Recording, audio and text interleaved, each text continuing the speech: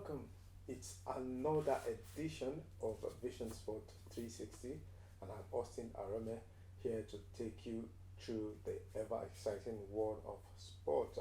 Today on the show, we're going to be talking about the countdown to the Olympic qualifiers between Nigeria and South Africa, Bayana Bayana. Talking about the Super Falcons.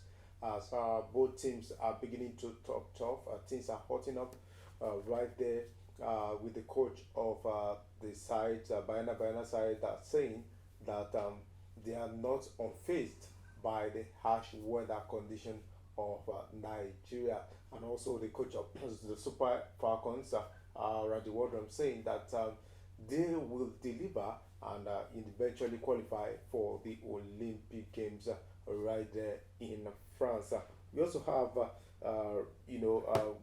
great news from basketball in the NBA, where the Philadelphia 76ers forward talking about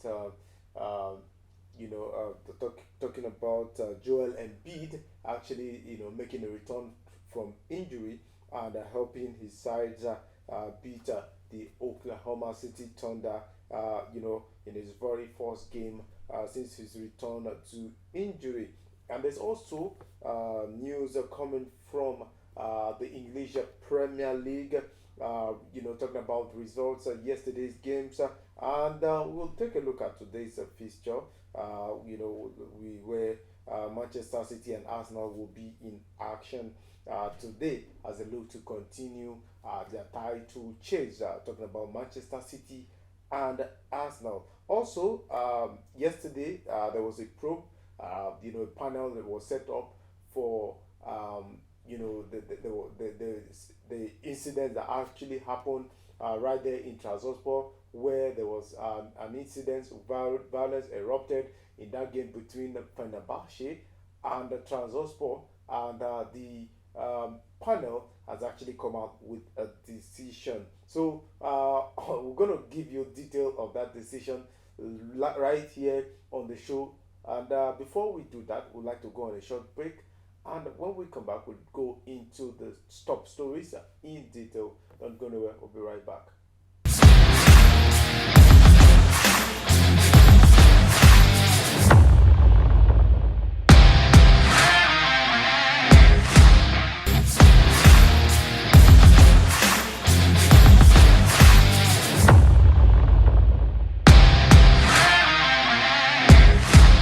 All right, welcome back to the show, and we're starting from the home front like we usually do, talking about the Super Falcons of Nigeria taking on the Bayana Bayana of South Africa, as both teams are beginning to talk tough. From the camp of the Bayana Bayana, we're talking about the star of the side, talking about Nwavula Kogole, saying that the team is actually not phased by the harsh weather condition right here in Nigeria. The South Africans are the reigning champions as far as African women's football is concerned, while Nigeria, when it comes to women football in Africa, they've been so dominant. They've won, as all the 13 editions that have been held, Nigeria has won about 10 of it. With Equatorial Guinea, winning at one point, South Africa also winning, and Nigeria has failed to win the African Women's Championship on three different occasions. The one won by Equatorial Guinea, there was a situation where it was said that the Equatorial Guinea, most of the players that they fielded were not actually women, so we can't actually count that. So we're talking about a Nigerian Super Falcons that have dominated African women's football for a very long time, and a South African Bayana Bayana side that have always been there, competing against the Super Falcons of Nigeria, giving them a run for their money, eventually, winning the African Women's Championship for the very first time, right there in Morocco. That was in 2022. So it's actually quite interesting that these two African giants as far as women football is concerned. They were not at the last Olympics. As a matter of fact, the Super Falcons have an absence, a 16-year absence as far as that Olympic women's football is concerned, and they are looking to make a return. While the Bayana is just 4 years absence, they were not at the last Olympic, and they want to actually make a return. So it's actually according to the captain, a do or die affair for them. And likewise, looking at the body language of the Super Falcons side, it's pretty much the same thing, a do or die affair for them, a win or bust for both teams as far as the Olympic qualifier is concerned. The coach of the side, Randy Wardrum, says that his team will beat Bayana, the South African side to the Olympic ticket. Just like I said, the teams are beginning to talk tough. As regards to that, South Africa defender Labuana Remalepe has described the team upcoming 2024 qualifier against Nigeria as two rivals battling out for one ticket, one spot as far as women's Olympic football is concerned. Just two tickets remaining. There, just give you the background story. Two tickets remaining as far as African football is concerned. Always two tickets to represent football at the Olympic Games. And right now, talking about South Africa and Nigeria, will be battling it out for one ticket, while you have Zambia and Morocco battling it out for the other ticket. So as far as African women's football is concerned, these four teams are the powerhouse, and they are battling it out. Unlike what we had 4 years ago during the qualifier, where they were not so serious about qualifying for the Olympics, and a lot of them actually missed out of the Olympics. Talking about Morocco, they were not there. As at that time, they were not powerhouse in Africa, but then it took them a little while to actually build the team that they have now. And right now, you can actually say that they have a formidable team. I mean, they played at the final of the Women African Championship in 2022 against South Africa, which they lost on home turf. And when they got to the World Cup, it was a good outing. They actually qualified for the knockouts round of the World Cup. Like the same thing can be said of South Africa, as South Africa qualified for the knockout round of the World Cup. The same thing can also be said of Nigeria. Nigeria, as a matter of fact, gave a good account of themselves. They lost to eventual finalists England via penalty shootout. If not for the fact that they were not clinical enough, probably that match would have ended before the penalty shootout. But what we are talking about right here is the Olympic qualifiers, and both teams are talking tough right there.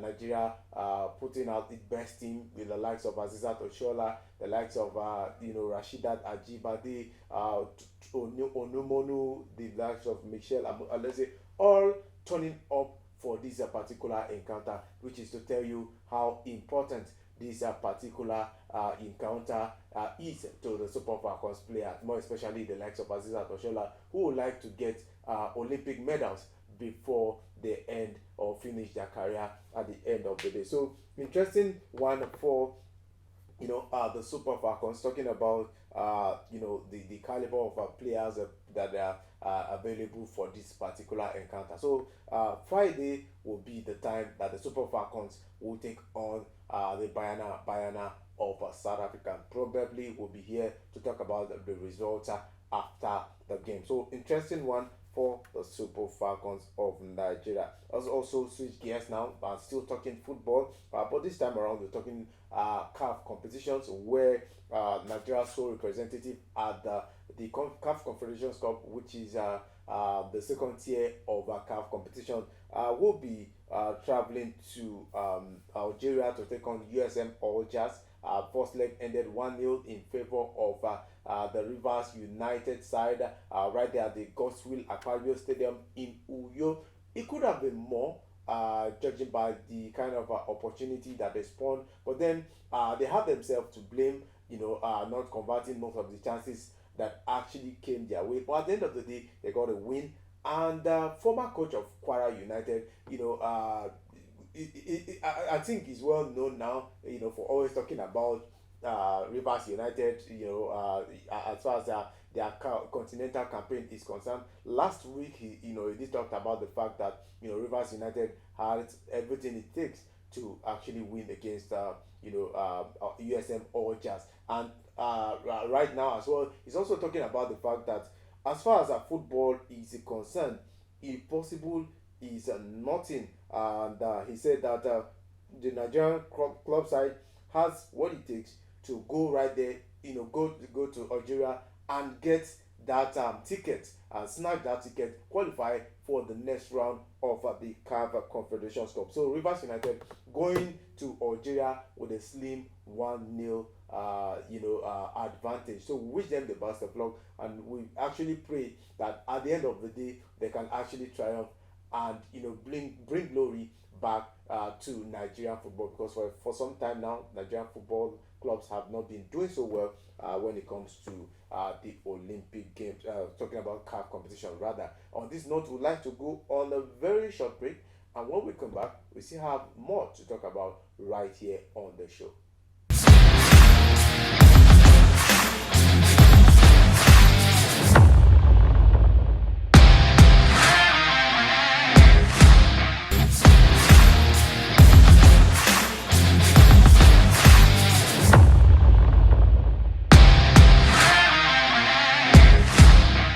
Welcome back, still Vision Sport 360, and this time around we're moving to another sport, other sports, and talking about basketball, the NBA, where Joel Embiid returns from injury as the Philadelphia 76ers beat Oklahoma City Thunder. Joel Embiid has been out for up to 2 months due to an injury layoff, and he says that the injury was mentally tough on him, and he resumes to help his team. Philadelphia 76ers beat the Oklahoma City Thunder by 109 to 105 points in that particular game. Joel Embiid actually did did so well in that game. He marked his return with 24 points and 7 assists, as well as seven 6 rebounds. Rather, that's not a bad one for a player that has been out for up to 2 months. And what that means is that his team's bid of actually winning the NBA title this season is back alive. We know what Joel Embiid can actually bring to the team. He's one of those fantastic players. He for me, for the past 3 seasons, one of those consistent players, if not the most consistent player, giving it good performance week in, week out, day in, day out, and he's continued that this season as well before his injury, and now he's come back and helped his team beat a very fantastic, ruthless, Oklahoma City Thunder team right there in that game. It was a 109 to 104 5 point win for Philadelphia over the Oklahoma City Thunder with the likes of Gideon Alexander. You know what they can do. These guys are actually explosive. So interesting one for the Philadelphia 76ers. Other games so the likes of Dallas Mavericks in that talking about Nikola Jokic scoring 42 points, 6 assists and 16 rebounds to help Denver Nuggets to 110 to 105 point win over San Antonio Spurs. Dallas Mavericks' 7-game winning streak came to an end with a 104 to 100 point defeat against the Golden State Warriors. Canadian Andrew Wiggins top scorer for the host in the 23 points to make it 5 wins on the bounce for the Golden State Warriors. Domantas Sabonis extended his post major NBA records of a consecutive double-double, having achieved a feat of 58 successful games with 22 points and 20 rebounds as the Sacramento Kings beat Los Angeles Clippers 109 to 95 points. So interesting results coming from the NBA as it gradually winding it down right there in NBA season. So we are gradually looking at the playoff. Some teams have already made it to the playoff, while to some it's about battling it out to ensure that even if they don't get to the playoff, at least they can go through the play-in tournament. So that as far as basketball is concerned. Let's switch gears now and move to football. Talking about the English Premier League, matches that were played yesterday. Let's take a look at the results from yesterday's game before we take a look at the fixture for today's game. For Everton, Dominic Calvert-Lewin converted a late penalty to help Everton gain a vital point in their fight against relegation. Alexander Isak gave the host a 15th-minute lead when Harvey Kalmi slotted past Jordan Pickford as Dan Burn had a goal ruled out for an offside, and Isak had another attempt cleared off the line before the visitors were handed a late lifeline in Paul's Dometa. As Paul Dometa had his arm around Ashley Young's neck and rescued him to the ground. Talking about other results from yesterday's game, Everton, just like we said, played out a 1-all draw against Newcastle United. Nottingham Forest beat Fulham 3 goals to 1 in their quest to survive the onslaught from the relegation battle. There's also Bournemouth beating Crystal Palace by a lone goal. Burnley and Wolverhampton Wanderers played out a 1-all draw, while West Ham United also played out a 1-all draw against Tottenham Hotspur. It seems like it was actually a game of low numbers where we had Everton and the likes of Burnley and Wolverhampton Wanderers, Tottenham Hotspur, West Ham, all playing out a 1-all draw. And let's take a look at today's fixture, where Arsenal will look to revive their title ambition after that draw against Manchester City over the weekend, with a game against Luton Town. On paper, this is actually quite easy for Arsenal to finish a game that Arsenal can win easily. But then, just like we always say in football, nothing is impossible. Luton can actually cause an upset, but for on paper, this is Arsenal's advantage. Arsenal, all they have to do is win this particular game and put the pressure on Liverpool, who are going to be playing tomorrow. Against Burnley, against Sheffield United. Manchester City as well will be playing a very, very tough game. It's going to be at the Etihad Stadium, but then it's a very tough game because Aston Villa are also chasing the top four. They want to be in the Champions League next season, and this is actually their chance. With Tottenham Hotspur dropping point yesterday, that Manchester United is on their trail, so they will not want to drop any point in this particular game. At least they want to get something from this game, to grab a point from this particular counter against Manchester City. And then we have Brentford as well playing against Brighton and Hove Albion. So interesting game as far as English Premier League is concerned. Now let's take a look at what happened, what transpired right there in Turkey, where Trabzonspor has been ordered to play 6 games behind closed door after the violence that broke out following their last month's Turkish Super League defeat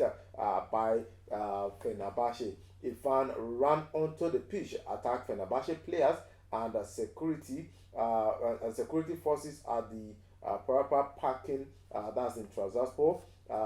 Fenerbahce players, the likes of Jedin Öztürk, the likes of our own talking about the Nigerian Samuel Osai as well, actually had to confront one of the fan, and everybody actually thought that he was going to be banned, because he had to confront the fan. But then at the end of the day, it was termed as self-defense. You have to defend yourself, even though you are playing football. A fan is running onto the pitch and it's running onto you. You have to defend yourself. So that is what that is the decision that has been taken. Trabzonspor will play 6 of their home games without fans inside the stadium. I think that serves them right. That's enough punishment, and let's see how that is going to affect their season at the end of the day. And I think this is where we're going to wrap it up on today's edition of Vision Sport 360. And to thank the production crew for doing a good job behind the scene. And to you, our viewers, to say thank you for watching and bye for now.